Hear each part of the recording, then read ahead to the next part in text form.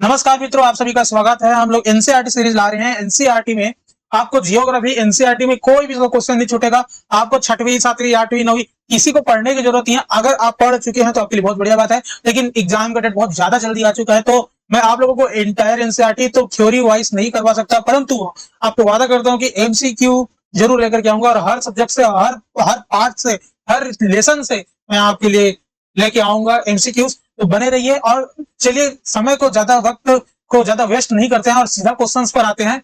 सौर मंडल में पृथ्वी, ये जो पहला पार्ट है आपका, ये कक्षा छठवीं का है। तो अभी जो आज का वीडियो है वो कक्षा छठवीं का रहेगा, तो इसको पूरा देखिए, शुरू से लेकर लास्ट तक देखेंगे, तभी आपको असली मजा आएगा और आप अपने आप को विद्वान समझने लगेंगे। तो आइए चलिए शुरू करते हैं। तो निम्न में से कौन सा खगोलीय पिंड है? खगोलीय पिंड है, क्या पूछ रहा है? सूर्य है, पृथ्वी है, चंद्रमा है या उल्का है? तो इसमें से केवल एक, दो या चार, तीन या चार या उपयुक्त में सभी। तो आंसर है इसका सूर्य, चंद्रमा, पृथ्वी, उल्का पिंड तथा वे सभी वस्तुएं जो रात के समय आसमान में चमकती है, खगोलीय पिंड कहलाती है। ठीक है, तो आंसर क्या आएगा? उपयुक्त सभी। ठीक है, दूसरा नंबर का क्वेश्चन क्या है? किन खगोलीय पिंडों को तारा कहते हैं? तो जो आकार में बहुत बड़े नहीं हो, जिनके पास अपनी उष्मा तथा प्रकाश होता हो, जिनके पास अपनी उष्मा तथा प्रकाश नहीं होता है, या जो अपने अक्ष में घूमते दूसरे पिंड की परिक्रमा करते हैं। तो आंसर है बी, जिनके पास अपनी उष्मा और प्रकाश होता है। ठीक है, क्वेश्चन नंबर 3 में चलते हैं सीधा। तारों के विभिन्न समूह के द्वारा बनाई गई विविध आकृतियां क्या कहलाती है? तो वो कहलाती है नक्षत्र मंडल। ठीक है, यानी रात्रि में आसमान की ओर देखते समय तारों के विभिन्न समूहों के द्वारा बनाई गई आकृति दिखाई देती है, इन्हें हम लोग नक्षत्र मंडल कहते हैं। ठीक है, क्वेश्चन नंबर 4, अंतरिक्ष से संबंधित अर्सा मेजर या बिग बियर का संबंध किससे है? तो इसका भी आंसर नक्षत्र मंडल का है। रात के समय में आप देखेंगे तो तारों का समूह ऐसा लगता है कि वो बिग बियर का फॉर्मेशन किया है या अर्सा मेजर का फॉर्मेशन किया है। अर्सा मेजर या बिग बियर एक प्रकार का नक्षत्र मंडल है। स्मॉल बियर या सब तरह से 7 तारों का समूह बहुत आसानी से पहचान में आने वाला नक्षत्र मंडल है, और यह एक बड़ी नक्षत्र मंडल अर्सा मेजर के भाग है। ठीक है, तो क्वेश्चन नंबर 4 हो गया आप लोगों को। अच्छी बात है कि आप लोगों ने बहुत सही उत्तर दिया होगा।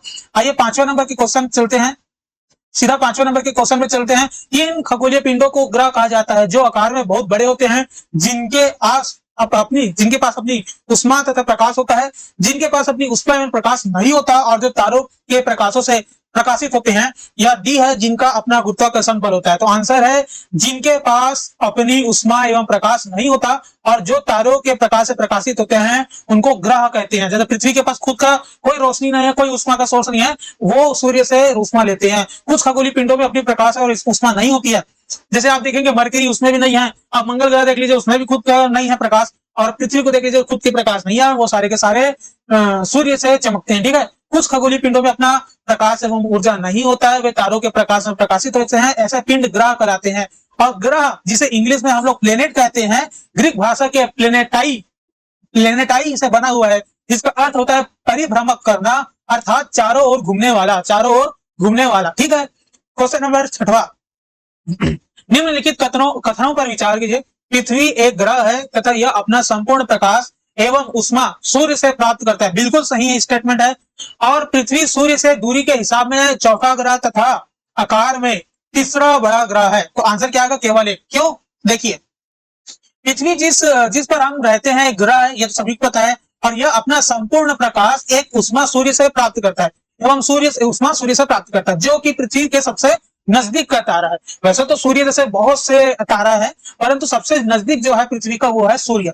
पृथ्वी को बहुत अधिक दूरी से, जैसे चंद्रमा से देखने पर यह चंद्रमा की तरह चमकती हुई प्रतीत होगी। सूर्य से दूरी के हिसाब से पृथ्वी तीसरा ग्रह है तथा आकार में 5वां सबसे बड़ा ग्रह है। ठीक है, इसलिए ये इसका आंसर केवल एक होगा, दूसरा नहीं होगा। ठीक है, क्वेश्चन नंबर 7 में जाते हैं। सूर्य से बढ़ती हुई दूरी के आधार पर ग्रहों का सही क्रम चुनिए। बुध, मंगल, शुक्र, पृथ्वी। आंसर बी है, सी है, डी है। तो इसका आंसर क्या आएगा? तो इसका आंसर है, पहले है बुध, शुक्र, फिर पृथ्वी, फिर है मंगल। मंगल बाद में आता है। ठीक है, मंगल पहले कैसे आ सकता है, आप समझते हैं ना।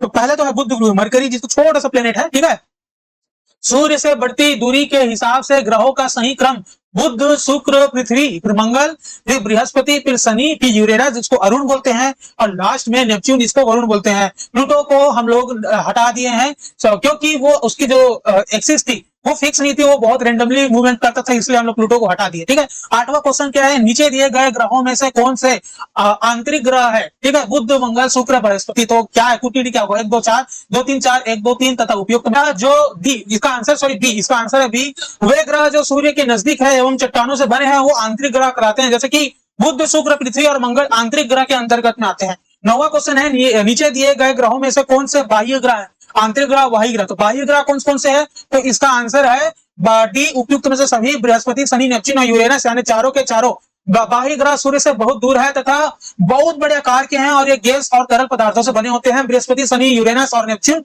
बाह्य ग्रह है। ठीक है, क्वेश्चन नंबर 10वां, नीचे दिए गए कथनों का एवं कारण का विचार दीजिए। पहला कथन क्या, पहले स्टेटमेंट सुनिए। स्टेटमेंट ए क्या कहता है, बुध का सूर्य के चारों ओर परिक्रमण काल सौर मंडल के सभी ग्रहों में से सबसे कम है। अच्छा, अब कारण तो बोल रहा है कि बुध सूर्य के सबसे नजदीक का है, तो आंसर क्या आएगा, yes correct, A statement is correct and reason is also assertion and reason both are the correct one. ठीक है, तो आंसर क्या जाएगा, ए, बुध सौर मंडल में सूर्य के सबसे नजदीक का ग्रह है। ठीक है जी, और इसी कारण से इसका सूर्य के चारों ओर परिक्रमण काल सबसे कम यानी कि 88 दिन है। इंडिया मतलब सॉरी अर्थ का कितना है, 365 डेज। ठीक है, सौर मंडल में किन दो ग्रहों के बीच क्षुद्र ग्रह पट्टी पाई जाती है? ठीक है, क्षुद्र ग्रह पट्टी पाई जाती है, बुध एवं शुक्र, शुक्र एवं पृथ्वी, पृथ्वी एवं मंगल या मंगल एवं बृहस्पति। तो आंसर है डी, मंगल एवं बृहस्पति के बीच में आपको क्या मिलता है, क्षुद्र ग्रह की पट्टी मिलती है। तारों ग्रह एवं उपग्रहों के आंतरिक असंख्य छोटे पिंड सूर्य के चारों ओर चक्कर लगाते हैं और इन पिंडों को क्षुद्र ग्रह कहते हैं और ये मंगल और बृहस्पति के कक्षाओं के बीच पाए जाते हैं। वैज्ञानिकों के अनुसार क्षुद्र ग्रह के ही भाग होते हैं जो वर्षों पहले विस्फोट के बाद ग्रहों से टूटकर अलग हो गए। ठीक है, इतना बात तो आप लोगों को समझ आ गई। 11 क्वेश्चन हो गया, आप लोगों को बहुत बहुत बधाई, 11 क्वेश्चन आप लोगों के दिमाग में आ गया। तो आइए इसी क्रम में आगे बढ़ते हैं। अगर आपको अच्छा लगा तो वीडियो पूरा देखिए, लाइक करिए और सब्सक्राइब करिए और इस वीडियो को पूरा देखिए ताकि आपको ऐसा मजा आते ही रहे। तो 12 नंबर का क्वेश्चन क्या है, हमारे सौरमंडल में सूर्य से सबसे दूर कौन सा ग्रह अवस्थित है? सबसे दूर कौन सा ग्रह अवस्थित है? यूरेनस है, नेपच्यून है, शनि है या बृहस्पति? तो आंसर है नेपच्यून। नेपच्यून सबसे दूर में है। इससे पहले प्लूटो था, लेकिन प्लूटो को हम लोग ग्रह की श्रेणी से हटा दिए। सूर्य से दूरी के अनुसार ग्रह की स्थिति में बुध, शुक्र, पृथ्वी, मंगल, बृहस्पति, शनि, यूरेनस, फिर नेपच्यून आता है। वर्ष 2006 में अंतरराष्ट्रीय खगोलीय संघ ने अपनी बैठक में यह निर्णय लिया कि प्लूटो, सीरस और 2003 यूबी 313 जैसे खगोलीय पिंडों को बोने ग्रह की यानी ड्वार्फ प्लैनेट की श्रेणी में रखा जा सकता है। यहां तक समझ में आ गया। 12 क्वेश्चन आप लोगों के हो गए हैं। आइए चलते हैं सीधा 13वां क्वेश्चन के अंदर में। ठीक है, तो 13वां क्वेश्चन क्या कहता है, नीचे दिए गए कथनों एवं कारणों का विचार कीजिए। पहला जो कथन है बोलता है कि पृथ्वी के आकार को जियोइड भी कहा जाता है। भुआ यानी जियोइड भी कहा जाता है। ठीक है, और इसका रीजन क्या है, पृथ्वी ध्रुवों के पास थोड़ी चपटी है। ठीक है भाई, बात तो सही है। देखो लोगों को पूछते हैं कि पृथ्वी का शेप कैसा है, तो बोल देते हैं सर्कुलर है, राउंड है, स्फीयर है। नहीं, ऐसा कुछ नहीं है, वो जियोइड शेप है। उसको अब याद रखिए, आपको नहीं पता तो अब याद रखिए, अर्थ का जो शेप है वो जियोइड शेप का। और क्यों, क्योंकि वो पोल्स के पास थोड़ी थोड़ी वो दबी हुई है। ठीक है, और उसके भी कारण से सेंट्रीफ्यूगल फोर्स है, ग्रेविटेशनल फोर्स और लॉट्स ऑफ कारण है जिसके कारण से वो दबी हुई है। उसको आगे में डिस्कस करेंगे। तो इसका आंसर ए और बी यानी असर्शन और रीजन दोनों के दोनों सही है, इसलिए इसका आंसर ए होगा। समझ में आ गया। चलिए सीधा चलते हैं 14 नंबर के क्वेश्चन में। निम्न में से कौन सा कथन सत्य है बोला है, यानी कौन सा कथन सत्य है? पहला बोला है कि अंतरिक्ष से देखने पर पृथ्वी हरे रंग की दिखाई देती है। नहीं, मेरे को तो नहीं लगता, लेकिन हो सकता है। पृथ्वी का हरा रंग हमें यहाँ के वनों के कारण दिखाई देती है। तो इसका आंसर है ना तो 1 ना ही 2। क्यों? अंतरिक्ष से देखने पर पृथ्वी नीले रंग की दिखाई पड़ती है क्योंकि पृथ्वी की 2/3 सतह जल से ढकी हुई है, इसलिए इसे नीला ग्रह भी कहा जाता है। जबकि वो वन के कारण नहीं, वो जल के कारण नीला दिखता है। ठीक है, तो इसका आंसर ना 1 होगा ना 2 होगा। इतना बात आपको समझ में आया, तो आगे बढ़ते हैं। ठीक है, तो 15 नंबर का क्वेश्चन है, सौर मंडल का निर्माण किससे मिलकर होता है? किससे मिलकर होता है जी? ग्रह से, सूर्य से, उपग्रह से या उल्कापिंड से? सौर मंडल का निर्माण किससे मिलकर होता है? तो आंसर है सबसे मिलकर होता है। ग्रह भी है, सूर्य भी है, उपग्रह भी है, उल्कापिंड भी है, सब मिलकर के आपका सौर मंडल बनाता है। सूर्य, 8 ग्रह, उपग्रह तथा अन्य खगोलीय पिंडे जैसे क्षुद्र ग्रह, उल्कापिंड मिलकर सौर मंडल का निर्माण करते हैं। उसे हम सौर परिवार का नाम देते हैं। ठीक है, सोलर फैमिली, जिसका मुख्य कौन है? सूर्य है। ठीक है, 16 नंबर के क्वेश्चन में चलते हैं। क्या बोलता है, निम्न में से कौन से कथन सत्य हैं? कौन सा कथन सत्य है उसको ढूंढिएगा। सूर्य का खिंचाव बल सूर्य मंडल को बांधे रखता है। यस, ठीक है। सूर्यमंडल में सूर्य के लिए प्रकाश एवं उष्मा का मुख्य यानी अल्टीमेट सोर्स है। यस, बिल्कुल। लाइट एंड हीट का अल्टीमेट सोर्स क्या है? हमारा सूर्य है। तो क्या आएगा इसका आंसर? इसका आंसर आएगा सी। एक और बी दोनों क्या होगा? सूर्य सौरमंडल के केंद्र में स्थित है और यह बहुत बड़ा है और एक अत्यधिक गर्म गैसों से बना है और इसका खिंचाव बल इससे सौरमंडल को बांधे रखता है और सूर्य सौरमंडल के लिए प्रकाश एवं उष्मा का मुख्य यानी अल्टीमेट सोर्स है और हम सूर्य की अत्यधिक तेज उष्मा को महसूस नहीं करते हैं क्योंकि उसमें मैग्नेटिज्म के कारण से वो सोलर स्टॉर्म्स को हमारे अर्थ तक आने ही नहीं देता। ठीक है, अर्थ का जो मैग्नेटिज्म है उसको सोलर विंड्स को आने ही नहीं देता। ठीक है, क्योंकि यहाँ पृथ्वी के सबसे नजदीक का तारा होने के बावजूद हमें लगभग 15 करोड़ किलोमीटर दूर है और इसी कारण सूर्य के प्रकाश को पृथ्वी पर पहुंचने के लिए 8 मिनट लगते हैं। ठीक है, नेक्स्ट क्वेश्चन है 17 नंबर का। सौरमंडल के ग्रह जो सूर्य का चक्कर लगाते हैं जिनके रास्ते किस आकार के फैले हुए? वृत्ताकार, दीर्घ वृत्ताकार, लघु वृत्ताकार या इनमें से कोई नहीं? तो आंसर है बी दीर्घ वृत्ताकार। सौरमंडल के सभी 8 ग्रह एक निश्चित पथ पर सूर्य का चक्कर लगाते हैं और ये रास्ते दीर्घ। हम 18 नंबर के क्वेश्चन में पढ़ते थे कि किस ग्रह को पृथ्वी का जुड़वा ग्रह कहते हैं? बुध, मंगल ग्रह, शनि।